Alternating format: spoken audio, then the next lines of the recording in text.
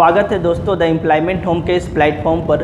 आज हम लोग झारखंड के महान व्यक्तित्व के सीरीज़ को आगे बढ़ा रहे हैं। आज हम लोग झारखंड के चर्चित व्यक्ति के बारे में अध्ययन करेंगे और आज के सीरीज़ में, आज के वीडियो में हम लोग आदिवासी समाज के मसीहा और झारखंड राज्य के आदिवासियों के महानायक कार्तिक उरांव जी के बारे में अध्ययन करेंगे, जिसे छोटा नागपुर का काला हीरा के नाम से जाना जाता है, जो झारखंड के एक प्रसिद्ध इंजीनियर रह चुके हैं, कैबिनेट मिनिस्टर रह चुके हैं, लोकसभा के सदस्य रह चुके हैं। आज उनके जीवन के पहलुओं के बारे में अध्ययन करेंगे, जो आने वाले जेपीएससी और जेएसएससी एग्जाम के लिए महत्वपूर्ण होगा। इसलिए हमारे इस सीरीज से जुड़े रहने के लिए आप हमारे चैनल को सब्सक्राइब कर लीजिए। चलिए स्टार्ट करते हैं। कार्तिक उरांव के बारे में आज हम लोग अध्ययन करेंगे। कार्तिक उरांव जी का जन्म कार्तिक महीने के अमावस्या को हुआ था, इसलिए इनका नाम कार्तिक उरांव रखा गया है। और इनका जन्म 29 अक्टूबर 1924 ईस्वी को गुमला ज़िले के करौंदी प्रखंड के लीटा टोली गांव में हुआ था। याद रखिएगा, जिला का नाम गुमला है और ब्लॉक का नाम करौंदी है और गांव का नाम है लीटा टोली।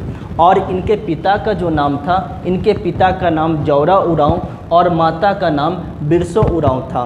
कार्तिक उरांव जी का विवाह 1950 ईस्वी को सुमति उरांव से हुआ था। कार्तिक उरांव जी पेशे से इंजीनियर थे और अपने हाई स्कूल तक की जो पढ़ाई है उन्होंने गुमला से किया। 1942 में हाई स्कूल की पढ़ाई पूरी करने के बाद कार्तिक उरांव जी ने साइंस कॉलेज ऑफ पटना से आईएससी की परीक्षा उत्तीर्ण की, यानी इंटरमीडिएट की परीक्षा उन्होंने पास की और बिहार कॉलेज ऑफ इंजीनियरिंग से अपने इंजीनियर की डिग्री उन्होंने ली। यहीं तक नहीं, उन्होंने आगे की पढ़ाई जो है जारी रखी और आगे की पढ़ाई कार्तिक उरांव जी ने लंदन में किया और लंदन में रहकर उन्होंने अनेक प्रकार की डिग्रियां हासिल की, अनेक प्रकार की योग्यता हासिल की और लंदन में ही ब्रिटिश सरकार के अधीन उन्होंने सरकारी पदों पर काम करना शुरू कर दिया।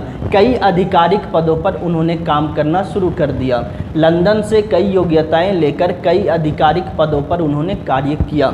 अगर हम बात करें कार्तिक उरांव जी के बारे में, तो 1959 ईस्वी में वो ब्रिटिश सरकार के अधीन एक सिविल इंजीनियर के रूप में वो काम कर रहे थे।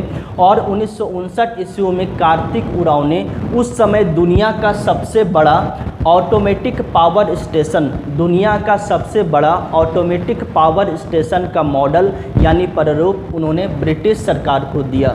यानी 1959 ईस्वी में उस समय दुनिया का सबसे बड़ा पावर स्टेशन, दुनिया का सबसे बड़ा ऑटोमेटिक पावर स्टेशन का मॉडल किसने बनाया? तो झारखंड के महानायक कार्तिक उरांव जी ने बनाया और उन्होंने ब्रिटिश सरकार को दिया, जो वर्तमान में उस पावर स्टेशन को वर्तमान में हिंकले न्यूक्लियर पावर प्लांट के नाम से जाना जाता है। इसी समय याद रखिएगा, 1959 ईस्वी में प्रधानमंत्री पंडित जवाहरलाल नेहरू का विदेश दौरा लंदन में हुआ और जब पंडित जवाहरलाल नेहरू लंदन पहुंचे तो वहां पर कार्तिक उरांव जी के द्वारा बनाया गया दुनिया का सबसे बड़ा मॉडल पंडित जवाहरलाल नेहरू को दिखाया गया। और जवाहरलाल नेहरू देखकर अचंभित हो गए कि हमारे भारत का, हमारे झारखंड का एक प्रसिद्ध इंजीनियर ब्रिटिश सरकार के अधीन कार्य कर रहे। वहीं पर पंडित जवाहरलाल नेहरू का मुलाकात कार्तिक उरांव जी से हुआ और जवाहरलाल नेहरू ने कार्तिक उरांव जी को भारत आने का निमंत्रण दिया।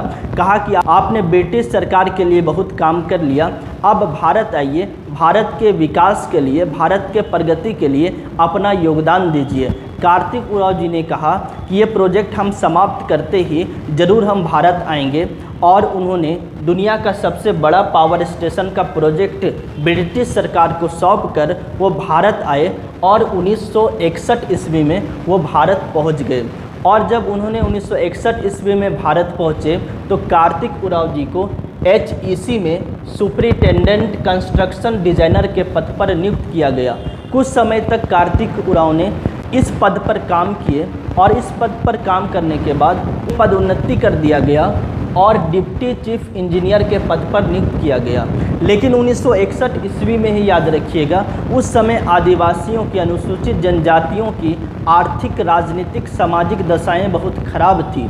तो कार्तिक उरांव जी ने आदिवासियों के समाज के विकास के लिए कार्य करने के लिए संकल्प लिया और उन्होंने कहा कि अब हम आदिवासी समाज के विकास के लिए कार्य करेंगे, जिसके कारण उन्होंने एचईसी की नौकरी को छोड़ दी और उन्होंने राजनीति में प्रवेश लेने का सोचा।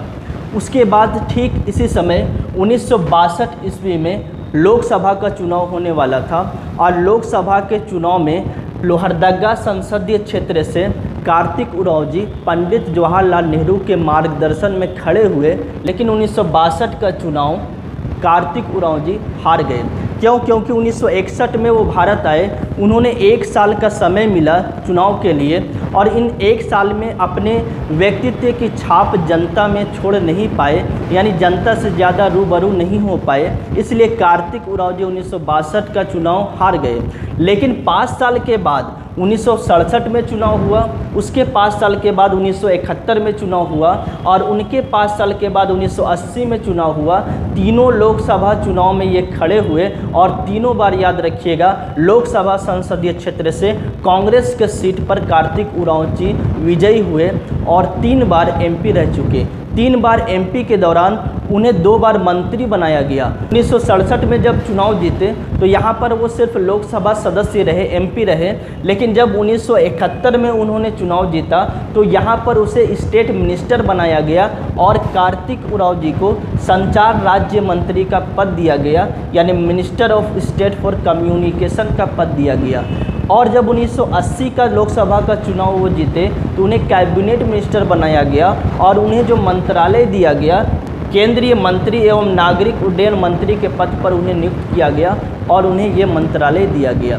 अगर उपनाम की बात करें तो कार्तिक उरांव जी को आदिवासियों का मसीहा के नाम से जाना जाता है और छोटा नागपुर का काला हीरा के नाम से जाना जाता है। सवाल कई बार एग्जाम में पूछा जाता है कि छोटा नागपुर का काला हीरा किसे कहते हैं, याद रखिएगा हमारे कार्तिक उरांव जी को कहते हैं। और यहाँ पर यह भी सवाल पूछा जाता है कि पूरे विश्व का सबसे बड़ा ऑटोमेटिक पावर स्टेशन किसने दिया, इसका मॉडल ब्रिटिश सरकार को किसने दिया, तो याद रखिएगा कार्तिक उरांव जी ने ही इनका मॉडल जो है ब्रिटिश सरकार को दिया था। तो चलिए हम लोग देखते हैं कार्तिक उरांव जी के कार्य और योगदान को देखते हैं।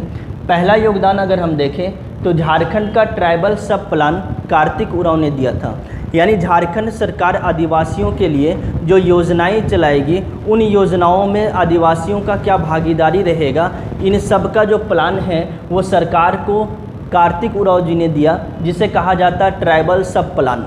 और आज केंद्र सरकार और राज्य सरकार आदिवासियों के लिए जो योजनाएं चलाती है वो किस आधार पर, तो कार्तिक उरांव के द्वारा दिया गया ट्राइबल सब प्लान के आधार पर ही आदिवासियों के लिए विकासवादी योजनाएं सरकार चलाती है। अगला योगदान देखें तो 1968 ईस्वी में भूदान आंदोलन चल रहा था और इस आंदोलन के तहत आदिवासियों की ज़मीनों को कौड़ी के भाव में बेचा जा रहा था और उनके ज़मीन जो है वो कौड़ी के भाव में बिक रहे थे। और इसी समय 1967 का वो जो चुनाव थे लोकसभा चुनाव, ये कार्तिक उरांव जी जीत चुके थे और ये 1 साल के बाद की बात है। और इस समय कार्तिक उरांव जी ने आदिवासियों की ज़मीनों के लिए आवाज़ उठाया और उस समय तत्कालीन प्रधानमंत्री इंदिरा गांधी थे। इंदिरा गांधी से अपील की कि आप आदिवासियों की ज़मीन को लूटने से बचाए, भूमिहीन होने से बचाए। तो इंदिरा गांधी ने भूमि वापसी अधिनियम लाया और भूमि वापसी अधिनियम के द्वारा जितनी भी आदिवासियों की ज़मीन कौड़ी के भाव में बिक चुकी थी, लुट चुकी थी, वो सारे ज़मीनों को वापस करवाया गया और यहाँ पर रोक लगा दिया गया इस अधिनियम को लाकर। उसके बाद अगर हम देखें तो यहाँ पर 26 जनवरी 1980 ईस्वी को अनुसूचित जाति और जनजाति आरक्षण की अवधि समाप्त होने वाली थी। कार्तिक उरांव जी ने आरक्षण की अवधि को बढ़ाने के लिए अपने आवाज़ को बुलंद किया और उनके आवाज़ के कारण अनुसूचित जाति और जनजाति के लोगों के आरक्षण की अवधि को बढ़ा दी गई। यानी जो आरक्षण की अवधि 26 जनवरी 1980 को समाप्त होने वाली थी, कार्तिक उरांव जी के आवाज़ बुलंद होने के कारण इस आरक्षण की अवधि को 1990 तक बढ़ा दिया गया।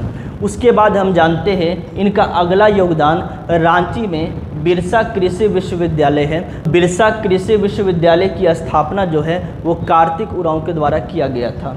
इसके अलावा 1967 की अगर बात करें तो 1967 ईस्वी में आदिवासियों के कल्याण के लिए, आदिवासियों के विकास के लिए उन्होंने एक काउंसिल की स्थापना की थी और इस काउंसिल का नाम है अखिल भारतीय आदिवासी विकास परिषद, यानी all Indian tribes development council. सवाल पूछा जाएगा एग्जाम में कि अखिल भारतीय आदिवासी विकास परिषद की स्थापना किसने किया। सवाल पूछा जाएगा बिरसा कृषि विश्वविद्यालय की स्थापना किसने की। सवाल एग्जाम में पूछा जाएगा कि 1980 की अवधि में किसने आरक्षण की अवधि को बढ़ाने के लिए झारखंड में आवाज़ बुलंद किया। तो सारा का आंसर होगा, याद रखिएगा, कार्तिक उरांव जी। उसके बाद याद रखिएगा 8 दिसंबर 1981 ईस्वी को संसद भवन के गलियारे के फर्श पर वो गिर गए और बेहोश हो गए और बेहोशी की हालत में उन्हें डॉक्टर राम मनोहर लोहिया अस्पताल में भर्ती किया गया और हृदय गति रुक जाने से, हार्ट अटैक आने से 8 दिसंबर 1981 ईस्वी को छोटा नागपुर के काला हीरा का निधन हो गया। ये थे हमारे छोटा नागपुर के काला हीरा कार्तिक उरांव के बारे में। तो वीडियो आपको कैसा लगा कमेंट करके ज़रूर बताएं और वीडियो को ज़्यादा से ज़्यादा शेयर कर दीजिए। चलिए मिलते हैं हम लोग अगले झारखंड के एक और महान व्यक्ति के बारे में। जय हिंद, जय झारखंड, धन्यवाद।